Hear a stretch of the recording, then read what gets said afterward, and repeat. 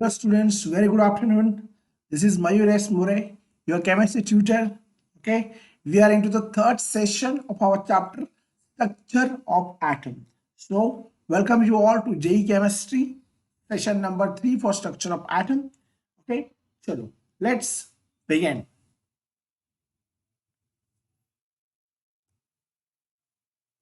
So, here we're gonna start the next slide, that is Rutherford's alpha scattering experiment. See, this alpha scattering experiment of Rutherford is really helpful.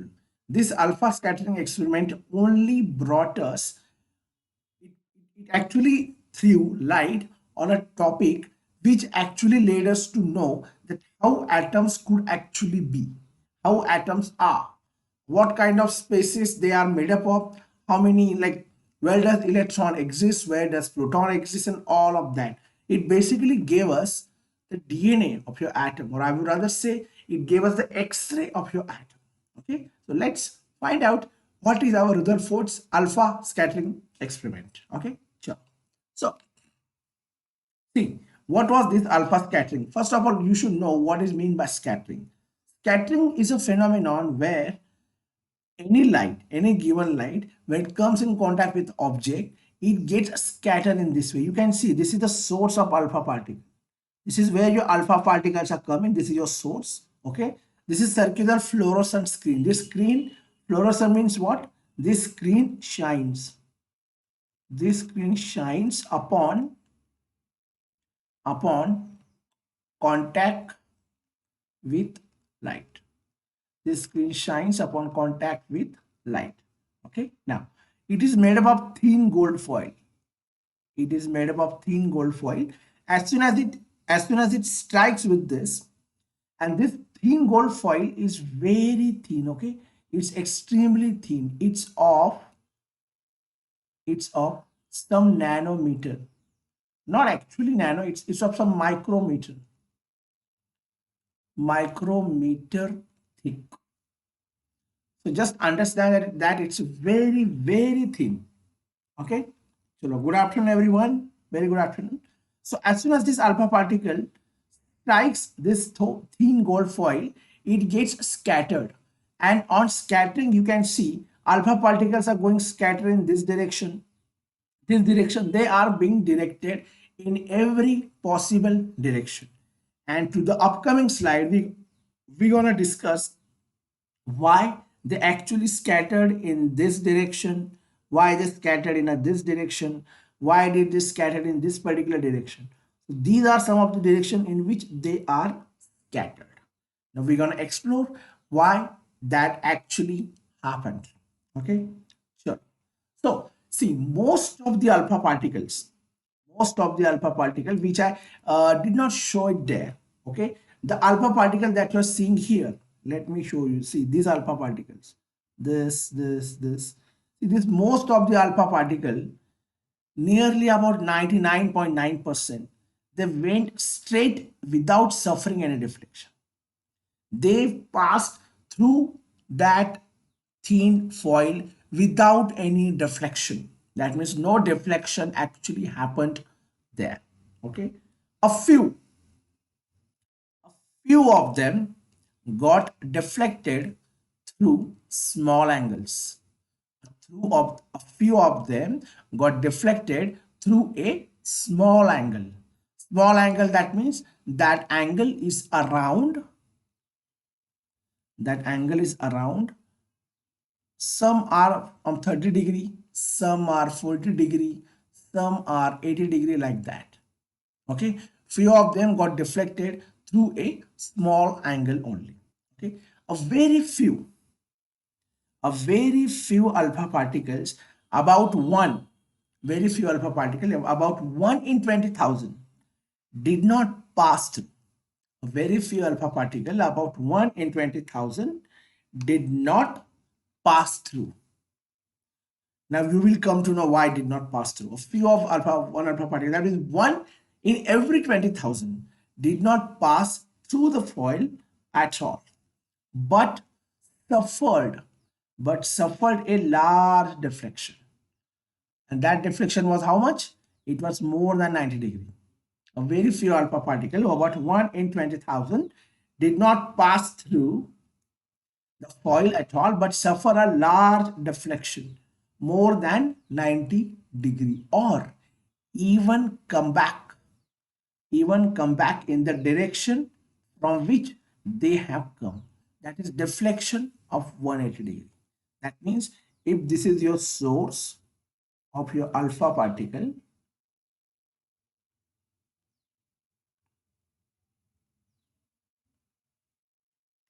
okay, and this is your screen.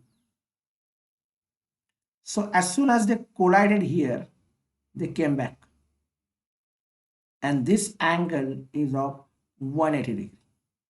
This angle is of 180 degree. So that is what I was saying. Even some came back in the direction from which they came, that is deflection of 180 degree. But those was very, very, very rare. Okay, those were very less. Now, see, this is also the one of the model. So you can see here, these are the alpha particles. They are going, and suppose what conclusion Rutherford came to is that, see, as he was saying, most of the alpha particle, nearly 99% went through. Most of them went through like this. They did not come back at all. They did not see any reflection. Most of them came back. Means what? That this thin foil has empty space. It has empty space, because then only your rays, alpha rays, can pass through, not showing any deflection. Okay, that is what I was saying here. The undeflected alpha particle are most of them. What Rutherford came to conclusion is that your atom must be made up of some positively charged nucleus, which is at present at the center. Okay, and other part, if this is your whole atom, this is the whole atom, apart from this nucleus which I have encircled here, most of the space is what? Most of the space is empty. You have most of the space as empty space only. It has empty space like this. Okay, it was not having any space at all, completely empty. Now, but some part, that is center of your atom, what do we have there? Nucleus. And alpha particle, whenever collides with it, it came back. Why it came back? Because alpha particles are also positively charged. And what is the charge on nucleus? Nucleus is also positively charged. Why? Because it has protons. And what is the charge on protons? Protons are positively charged, because of which they shown this repulsion. And because of that repulsion only, it actually came back. Okay. Other than that, mostly or largely you have a undeflected alpha particle. Very few you have a deflected alpha particle also. Okay. He could not find out the reason for each one of those deflection, but yeah, those who have been deflected by the angle of a 180 degree and those which have gone directly through it, for them he came to conclusion in a very good way. Okay, what was those conclusion? That is what we will see now. What was his conclusions? See, since most of the alpha particles went straight through the metal foil, since most of the alpha particles went straight through the metal foil undeflected, it means that there must be very large empty space. It must be, since most of the alpha particle, they went undeflected through the coil, that means there must be very large empty space within the atom, because then only this is possible. Okay, next, since few of the alpha particles, were deflected from their original path through moderate angles, since few of the alpha particles were deflected from their original path through a moderate angle, it was concluded that whole of the positive charge is concentrated Since few of the alpha particles are deflected from their original path through moderate angle, it was concluded that whole of the positive charge is concentrated and the space occupied by this positive charge is very small in the atom, which we later on called as nucleus. Okay. Now, whenever alpha particle come closer to this point, whenever alpha particle came closer to this point, they suffer a force of repulsion.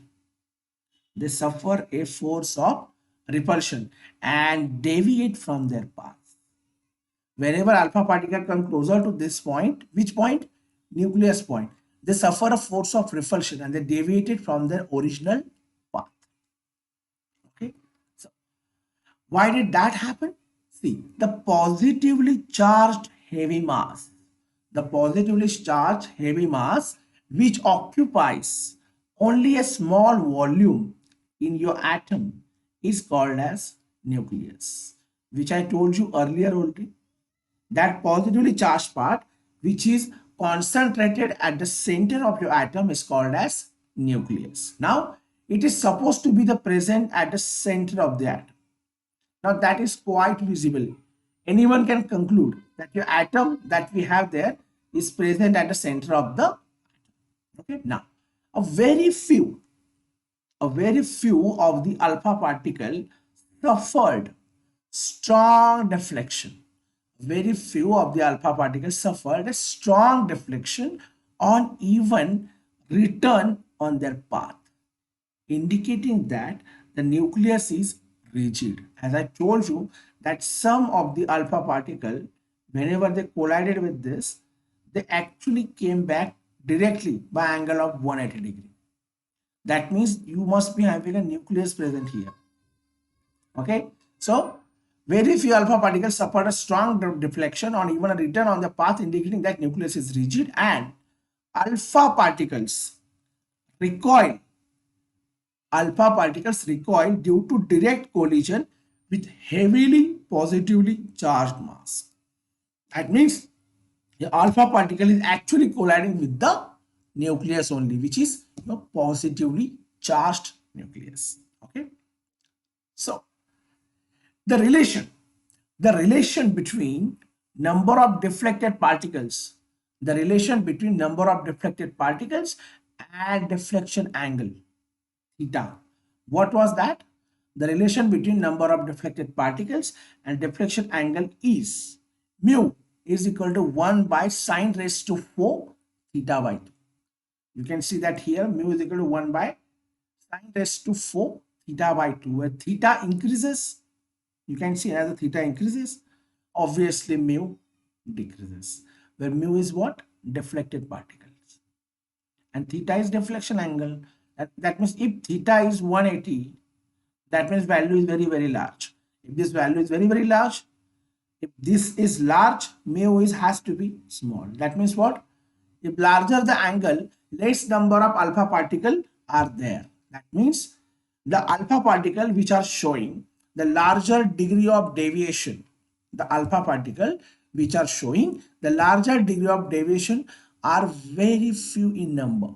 That is what they mean. Okay? Or in other words, as atomic number increases, the number of proton increases. As atomic number increases, the number of proton increases, which increases the repulsion. As atomic number increases, the number of proton increases.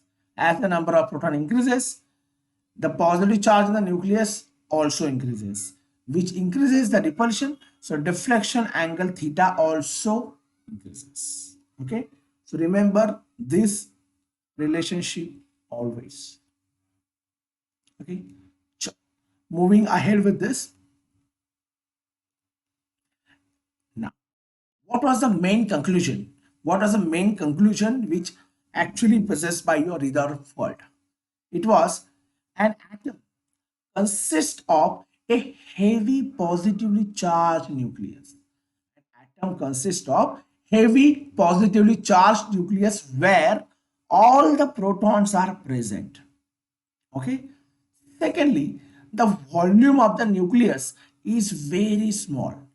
The volume, this is your atom, okay, and this is your nucleus. So you can see that the volume of this nucleus, this is your nucleus, and this is your whole atom.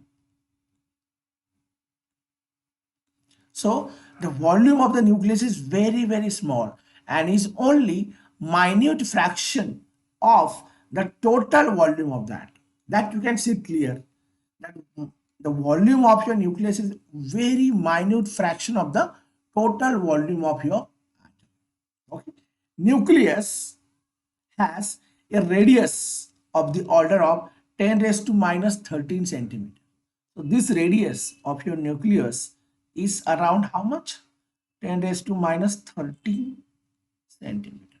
It is of that order. Okay. And atom has a radius of 10 raised to minus 8 centimeter. So this radius R is of 10 raised to minus 8. That means nucleus is almost smaller by a fraction of 10 raised to 5 than the atom. Basically, radius of your atom divided by radius of nucleus, 10 raised to minus 8 divided by 10 raised to minus 13, 10 raised to 5. That means what? Atom is 10 raised to 5 times larger than nucleus. It's quite evident, right? That means atoms is 10 raised to 5 times larger than your nucleus. Oh, I already wrote that thing. The radius, the size of atom is 10 raised to 5 times the radius of your nucleus. That means 1 lakh times. You understand? Nucleus is really, really small and atom is very, very large in that sense. Okay. So, apart from that, now next is applications of Rutherford model. What are some of the applications of it? See, there is an empty space around the nucleus. You can see here, this nucleus is here and this space around the nucleus, this space, what is it? This is your empty space. This is a large empty space around it, very large. Okay, completely empty space. So there is an empty space around the nucleus. What do we call that empty space as? We call that empty space as extranuclear part. The empty space around the nucleus is called as extranuclear part, and in this part electrons are present. In this part only electrons are present. Okay, your electrons are present in that segment only. Now the number of electrons in an atom is always equal. The number of electrons in an atom is always equal to number of protons present in the nucleus. The number of electrons in an atom is always equal to number of protons present in the nucleus. Remember that. I told you that at the start of the lecture only, that number of electrons in an atom is always equal to number of protons present in the nucleus. Why? Because protons are carrying a positive charge, electrons are carrying a negative charge. An atom as a whole is always neutral. When the atom as a whole is always neutral, that means number of protons and number of electrons should always carry a same number of charges, and the number should be same only. As the nuclear part of atom is responsible for the mass of the atom. Why? Because the nuclear part contains protons as well as neutrons, and as far as mass of proton is concerned, it is almost 700 times the mass of your electron, and mass of neutron is further larger than mass of proton, which is larger than mass of electron. That means most of the mass of your atom is actually present in the nucleus. That is why I was saying, or I mentioned here, as the nuclear part of the atom is responsible for the mass of the atom, and extra nuclear part, the part which I showed you here, extra nuclear part, this is your extra nuclear part. So this extra nuclear part is responsible for its volume. Obviously, because it does not have a mass, so what it has is only mass, so it is responsible for the mass. Now, the volume of the volume of the atom is about 10 raised to 15 times the volume of the nucleus. Volume of the atom is very, very, very large. It is almost 10 raised to 15 times the volume of the nucleus. It is very large. So electrons revolve around the nucleus in a closed orbits. Electrons revolve around the nucleus in a closed orbits with high speeds. Electrons revolve around the nucleus in a closed orbits with high speeds. This model was similar to the solar system, because in solar system also you have a sun in the center and every atoms are revolving around it. Sorry, every planets are revolving around it.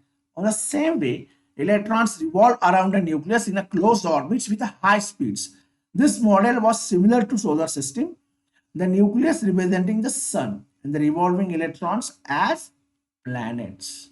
Okay, so the Rutherford actually suggested a model which is what I would say, which is equivalent to the model of planetary model. Okay, moving ahead. Now, the most important application of Rutherford is this: the radius of a nucleus.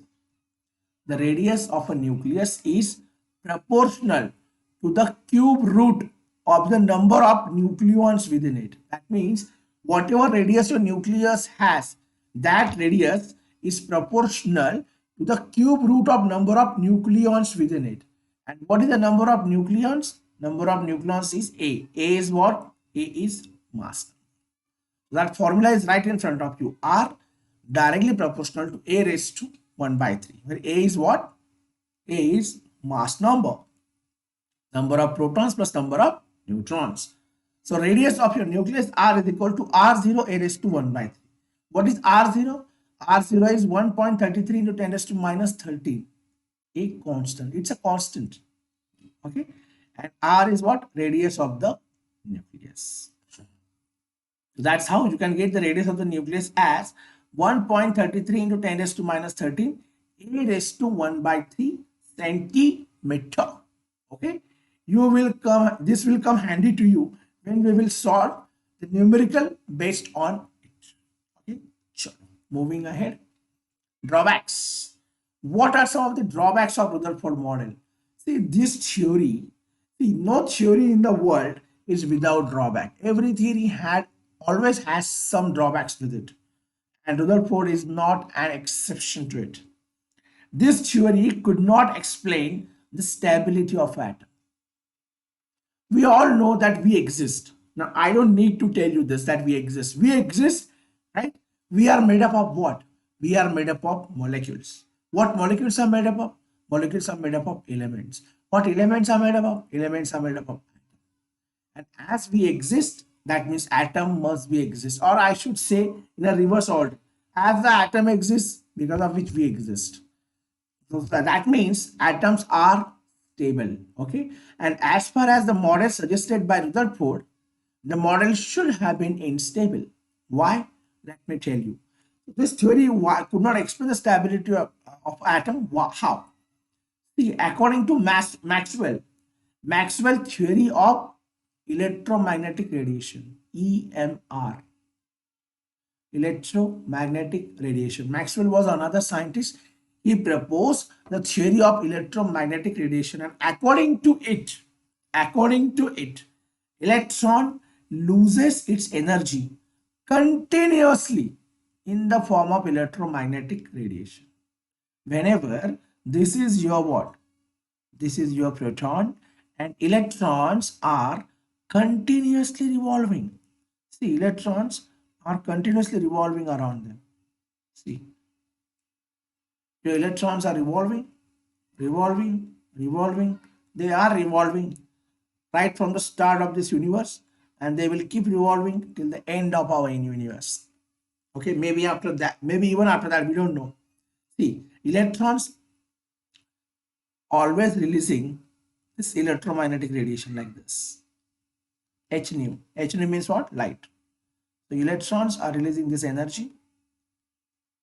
Okay. Anyways, so what I was saying, that according to Maxwell, electrons should lose its energy continuously in the form of electromagnetic radiation, and as the result of that, the electron should lose energy at every turn. Electrons should lose energy at every turn, and as the energy finishes, it should end up into the nucleus.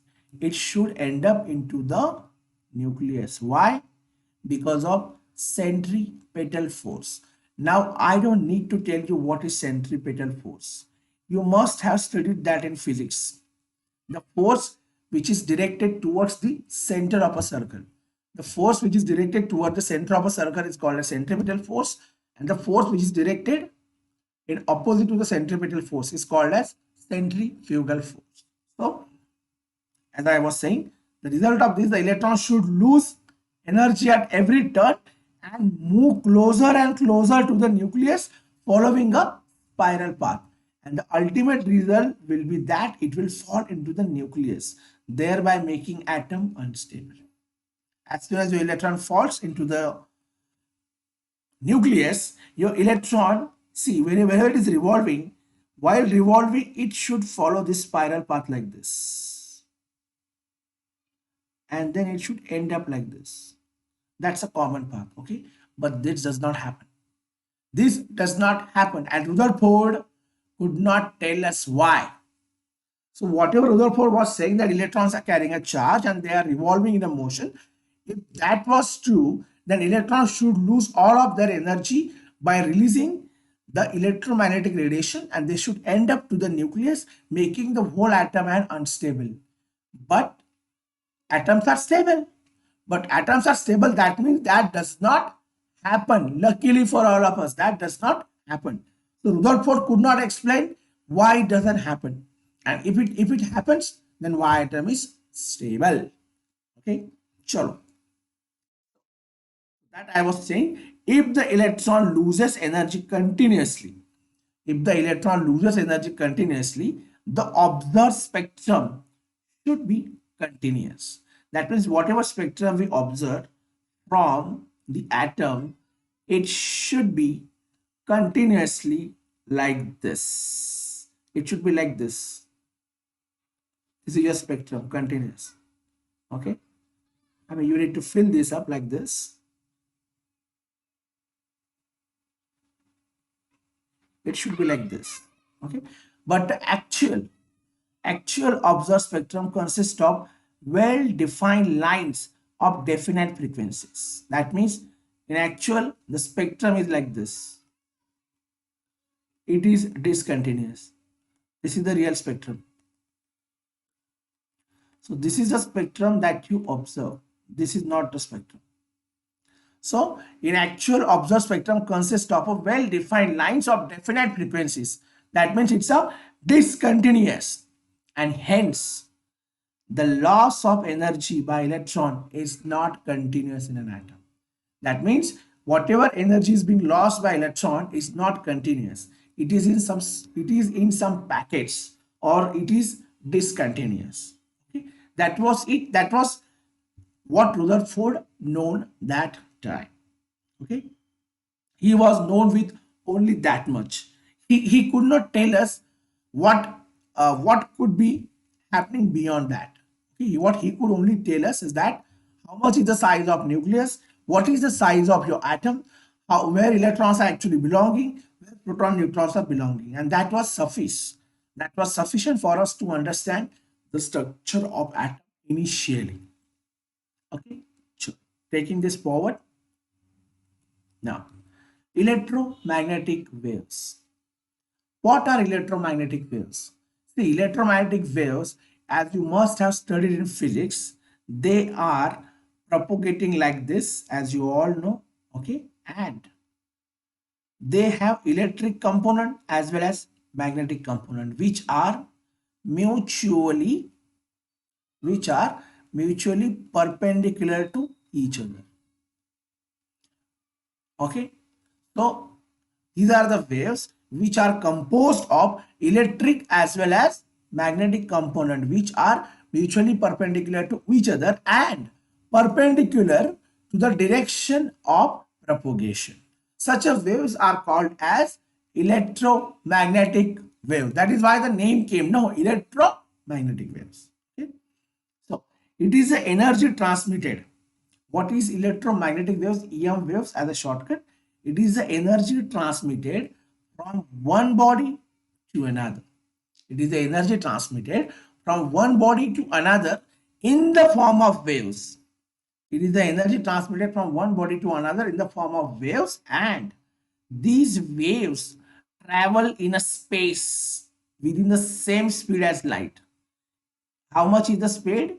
It is the 3 into 10 raised to 8 meter per second.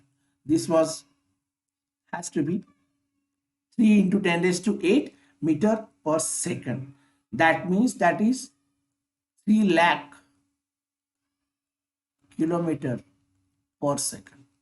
It is that speed. So these waves travel in a space with the same speed as light, and these waves are known as I told you already, electromagnetic waves or radiant energy. These are the different names. Okay, the radiant energy do not need any medium of propagation. That means they can travel in a space also, and they do travel in space. We all know that this radiant energy, they do not need any medium for their propagation. They can travel in a space also. Okay, so the radio waves. So there are different types of electromagnetic waves. The very first, you have a cosmic rays. You have a cosmic rays first. Okay, highest energy. Let me tell you, energy wise. So you are going in left to right now, energy is decreasing. Cosmic rays are highest in energy. Then you have a gamma rays. Then you have a gamma rays. Okay. Then you have a X rays. Then you have a ultraviolet, UV rays. Then you have a visible rays. Visible rays is what? Vibgyor. You might know the Vibgyor, right? Vibgyor. That is called as Vibgyor. That part of electromagnetic radiation or that part of electromagnetic spectrum which we can see with our eyes. That part of electromagnetic spectrum with which that part of electromagnetic spectrum which we can see with our eyes is called as visible rays. Then you have a infrared. Infrared means what? IR rays. Then you have a microwaves. And lastly, you have a radio waves. Okay. So as we are going from this cosmic rays to radio waves, energy is decreasing. Okay. Lambda is increasing. Okay. It is because E is equal to hc upon lambda, that we will see in the upcoming slides. You will understand that. Okay. So I hope this must be clear with you that cosmic rays are highest in energy, radio waves are smallest in energy. Okay. So moving ahead. Now, what are the characteristics of wave? Wave characteristics. See, the uppermost point of any wave is called a crest. This is your wave. This is called as crest. The uppermost point of wave is called crest, and the lowermost point is called trough. This is called as trough, as I mentioned here also. So this is a trough. This is the crest, and the distance between two successive crests, or the distance between two successive troughs is called as lambda. What is mean by lambda? Lambda is called as wavelength. Okay, that you will understand very soon. and this is the direction of propagation, as you can see in this diagram. Okay, chalo, moving ahead. Yeah, what is wavelength? Wavelength is indicated by lambda. It is defined as the distance between two nearest crest or two nearest trough. The distance between, as you can see here, the distance between the nearest crest and nearest trough, that is called as lambda. So it's a basically what? Lambda is basically what? It's a distance. And where do you measure distance in? Distance in centimeter, meter, kilometer, or whatever. We all know the units of distance, right? It is measured in terms of angstrom. It is measured in terms of angstrom. Picometer. Picometer is what? 10 raised to minus 12 meter, right? Nanometer is how much? 10 raised to minus 9 meter. Centimeter we all know. Okay. These are some of the units. Angstrom, what is mean by? Okay, I already mentioned here.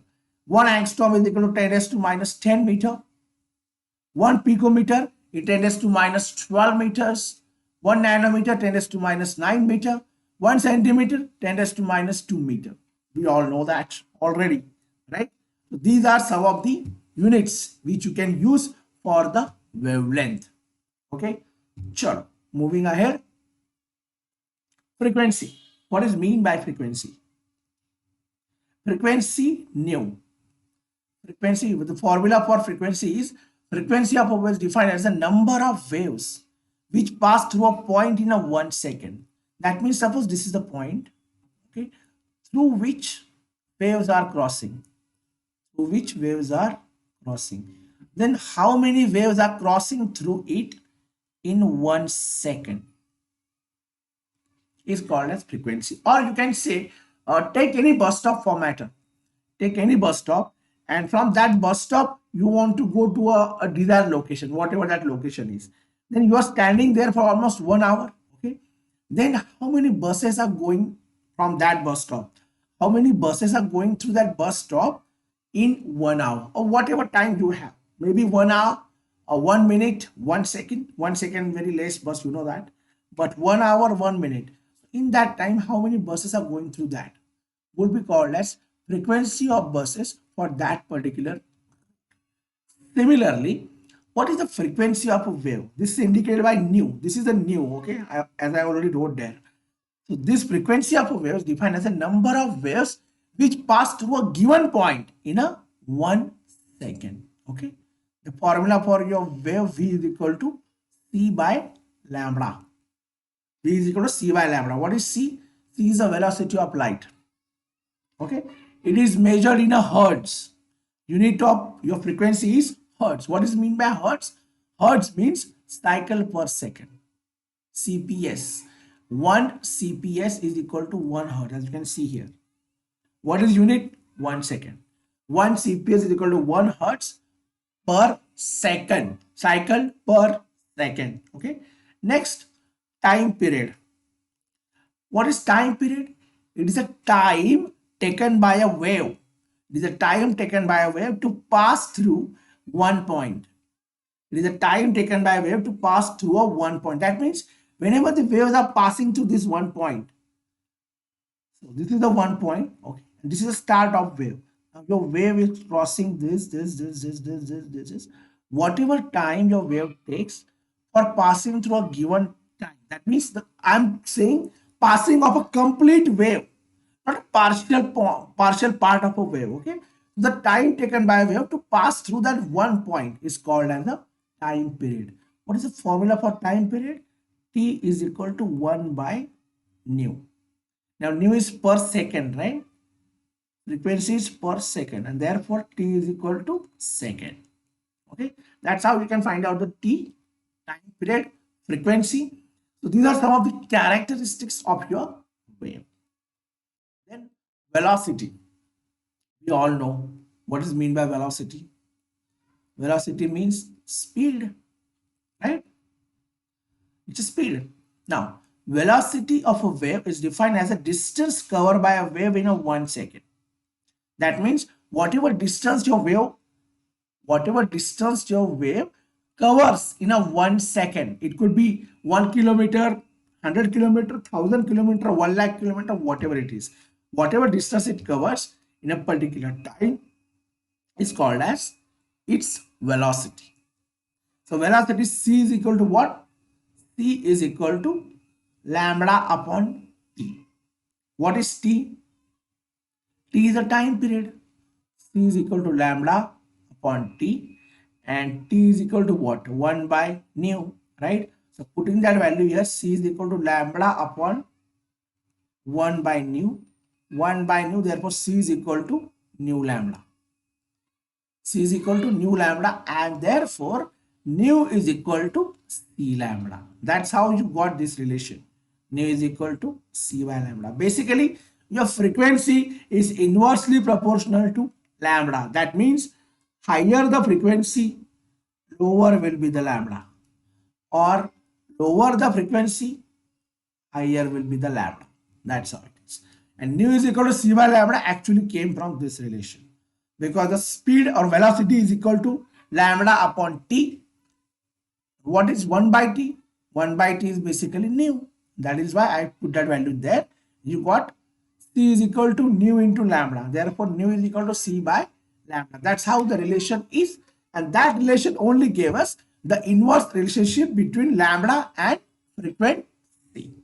Okay, sure. Moving ahead. Now, what is wave number? See, this wave number part is really important because it is being used at so many locations. Nu bar, as you can see here, the nu of frequency has been, the bar has been kept just above it. What is it? It is just reciprocal of wavelength. That's it. So nu basically is equal to nu is equal to 1 by lambda. Just the reciprocal of a wavelength is called as wave number. Or you can also say number of waves present in a 1 centimeter. If this is your distance of 1 centimeter, now obviously this is not 1 centimeter, it's larger than that. This is the 1 centimeter. Then how many waves are present here? These waves could be anything. It could be like this, see? And how many waves? You might have 8 or 10 waves. So 10 waves is what you can call this? Wave number is 10 per centimeter, like that. Okay, it is measured in a per centimeter per meter. Why? Because lambda is measured in centimeter or meters, and lambda is present in denominator now. So if it is present in denominator, the centimeter would obviously become a per centimeter, and meter would obviously become a per meter. That is why the unit of your wave number is per distance. Okay, so moving ahead. Amplitude. What is mean by amplitude? See, you just saw the wave. This is how your wave looks like, right? So this distance, this is the distance of, so this is the direction of propagation. Okay, this is the direction of your propagation. So this distance is called as amplitude. It is called as amplitude. As I had mentioned it here also, see, this was A. So this was your A. And what was your A is equal to? Amplitude. Amplitude basically indicates the intensity of your wave. It actually indicates the intensity of your wave. Okay. So amplitude of wave is defined as the height of crust or depth of trough. You can see here. So these are the crust which we are talking about. These are the crest. This is its height. And if you are talking about this, this becomes a depth. So depth, we call that as what? We call that as a trough, right? So depth of a trough or height of a crest is called as amplitude. Okay. So that's it for this. Now we also know that nu is equal to c by lambda, and 1 by lambda is equal to nu bar. Therefore, nu is equal to c nu bar. Okay. So this is a relation you might need in a coming time, as you will see. Okay. Sure. Now, So till here we had seen all the characteristics of all these waves. Okay. Now there had been many instances where the question has been asked. The question has been asked on the characteristics of a wave. Okay. And so we're gonna solve the numerical based on that. Obviously, we're gonna solve some of the objective also. But before moving to objective, you should understand some of the numerical part also. So the Vividha Bharati, you might have heard this. This is a very old radio station, okay, which your maybe grandpa or your parents must have heard. Okay, so Vividha Bharati station of All India Radio broadcast on a frequency of 1368 kilohertz. So kilohertz is what frequency. Calculate the wavelength of the electromagnetic waves emitted by the transmitter. What has been given to you? Frequency is given to you. It is 1368 kilohertz. Okay, or you can say kilo CPS or whatever. Okay, now that has been given. What they have asked us to find out? Lambda. They're asking to find out wavelength. What was our relation? Firstly, you need to convert this into normal unit. See, hertz. 1 hertz is equal to 1 CPS, right? Cycle per second. And we need to convert it into that. So 1368. Kilo means what? 10 raised to 3. So 10 raised to 3 hertz. Or you can also say 1368 into 10 raised to 3 CPS. Cycle per second. Now, what is the relationship between frequency and your lambda? Nu is equal to C by lambda, right? They have asked us to find out the lambda. Therefore, lambda is equal to C by nu. What is C? 3 into 10 raised to 8 meter per second. What is the nu? 1368 into 10 raised to 3 cycle per second. Okay, per second gets cancelled. 3 into 10 raised to 8 divided by 1368. How can you find this out? Your nu is equal to, suppose, 3 into, just a sec, let me rub this down.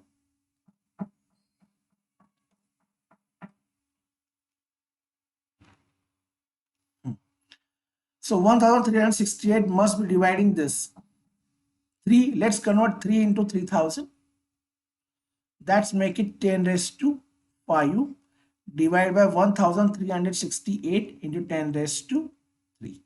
So nu is equal to 3000 divided by 1068 into 10 raised to 5, right? Into 10 raised to minus 3. It will go above, no? So what do we get? 3000 divided by 1368 into 2. What do we get? 1368 into 2 into 8, 16, 6, 1. 2 into 6, 12 plus 1, 3.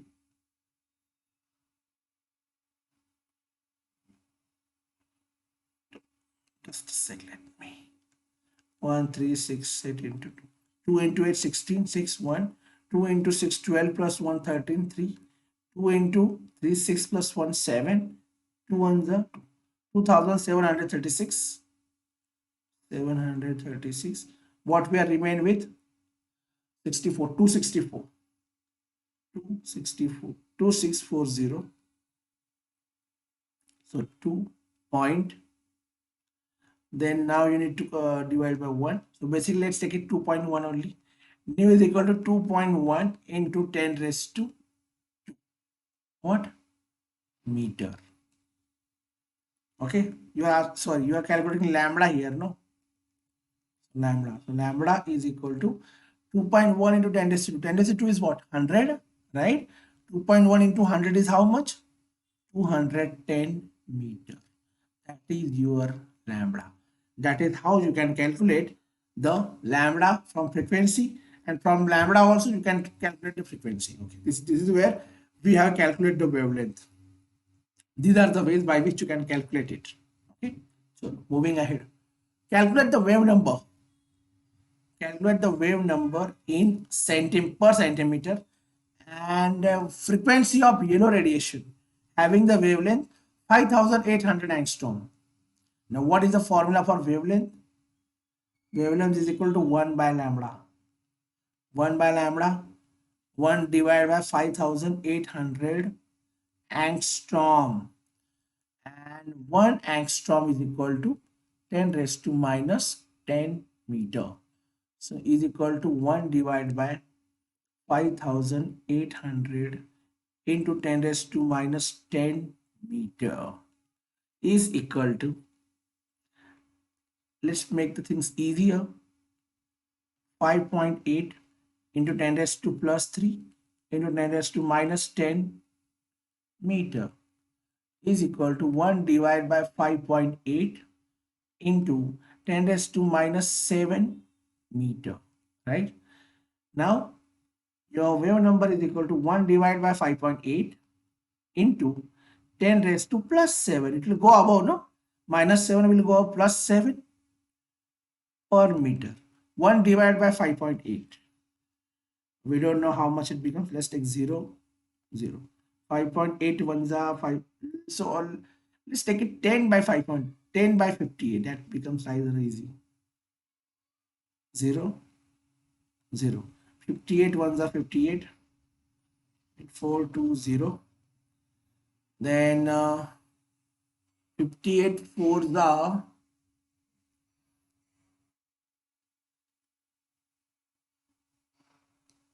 7.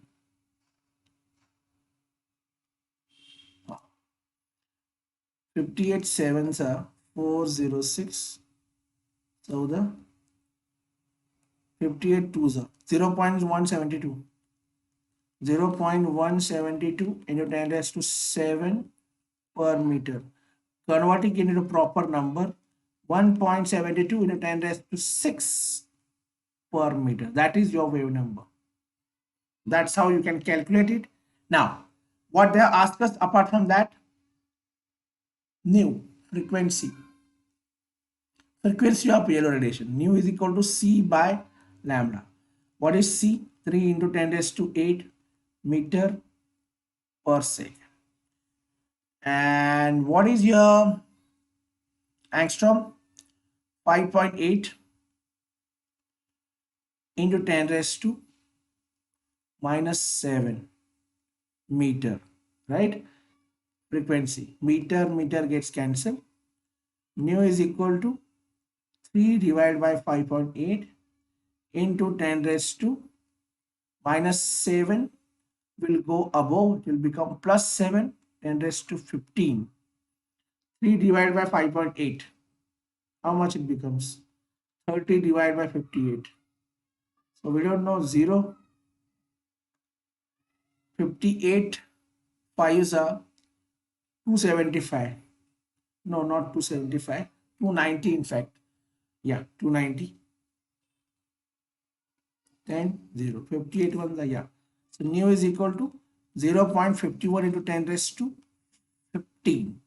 Or let's make it 5.1 into 10 raised to 14 watt cycles per second. That is our frequency. That is how you can calculate the frequency and the wave number.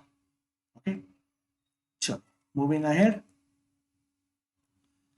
Now, a particular radio station broadcast at a frequency of 1120 kilohertz. Another radio station broadcast at a frequency of 98.7 megahertz. You might have heard this, 98.7 megahertz. What are the wavelengths of radiations from each station? Let's calculate it. First station, what is frequency? 1120 kilohertz, which is equal to 1120 10 raised to 3 hertz. Okay. Now, basically it means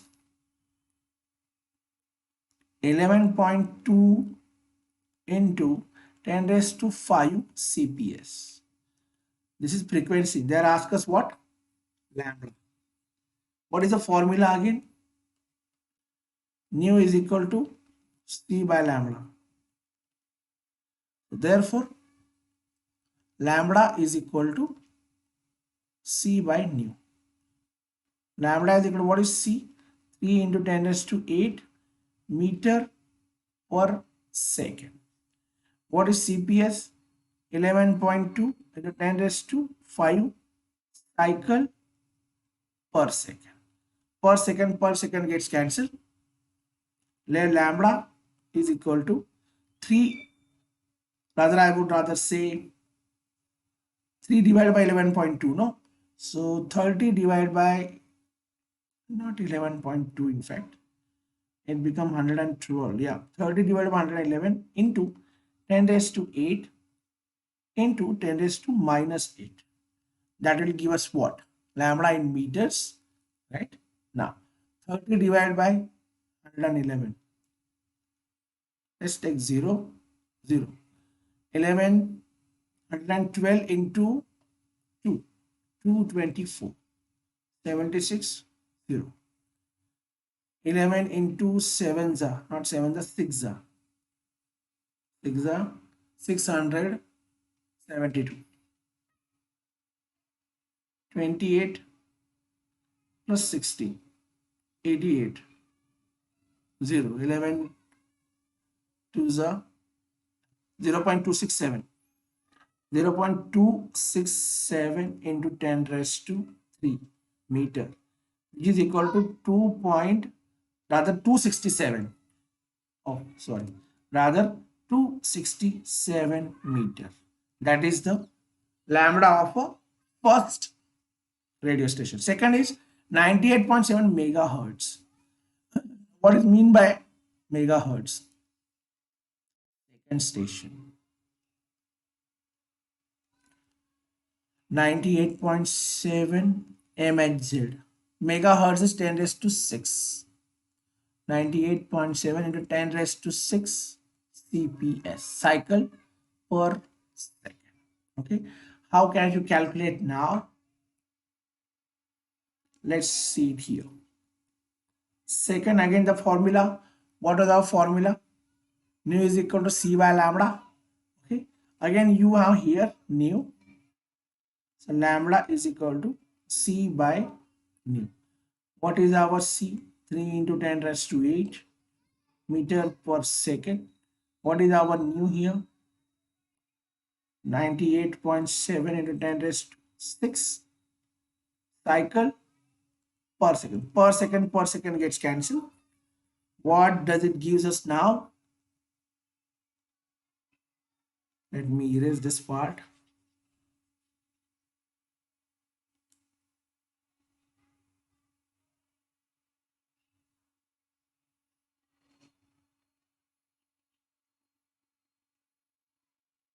Yeah.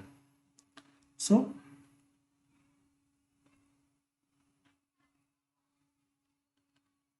3 into 10 raised to 8 per second divided by 98.7 10 raised to 6 per second gets cancelled.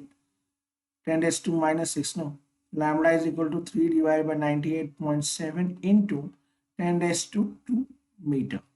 Now 3 divided by 98.7, let's make it 30 divided by 987. We cannot divide it, so 0.300, 0.0, 3000. 987 into 3, 21, 1, 2, 24 to 26, 6, 2, 27 to 29, 2961. 961. We remain with how much? 39, 0, 0.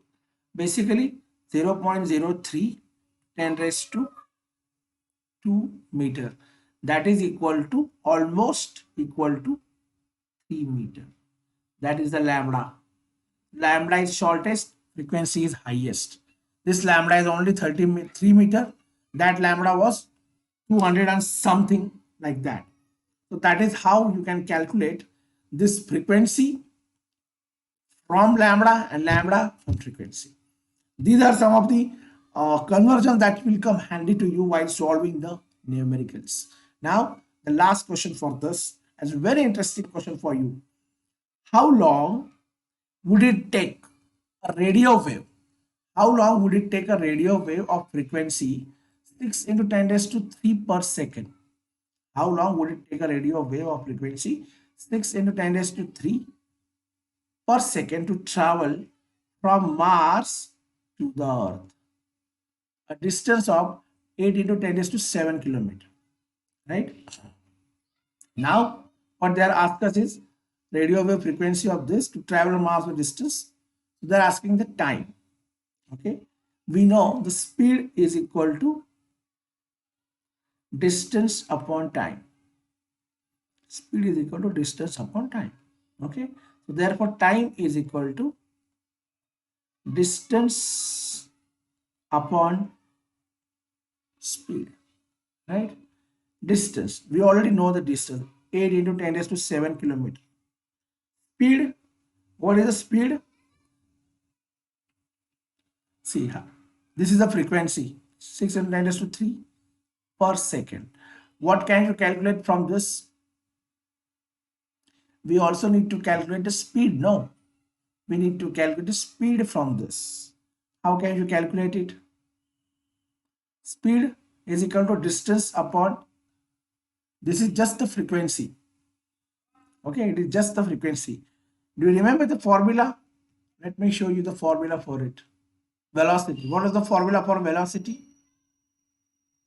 Distance curve wave in 1 second. Distance curve wave in 1 second. The distance curve wave here is how much? 6 into 10 raised to 3 meter per second. So this was the speed. This is your speed. And what is distance? Distance is already there. So what is the time? The time is equal to T is equal to distance, which is 8 into 10 raised to 7 kilometer divided by 6 into 10 raised to 3 meter per second. Now we need to convert either kilometer into meter or meter into kilometer. Let's make it easy. Convert kilometer into meter. As we all know, 1 kilometer is equal to 1000 meter, 10 raised to 3 meter. So 8 into 10 raised to 7 into 10 raised to 3 meter divided by 6 into 10 raised to 3 meter per second. Meter gets cancelled, 10 raised to 3 will cancel. T is equal to 8 into 6. So 8 divided by 6 into 10 raised to 7 second. So 8 divided by 6 is how much? 6 1 the 6, 2. 6 3s are 18. So T basically is equal to 1.33 into 10 raised to 7 seconds. That much time would it take to reach from Mars to Earth of this much frequency. Okay, so that is how you can calculate these different kinds of numerical based on speed, distance, frequency, velocity, wavelength, and all that. Okay, that's it for today's session.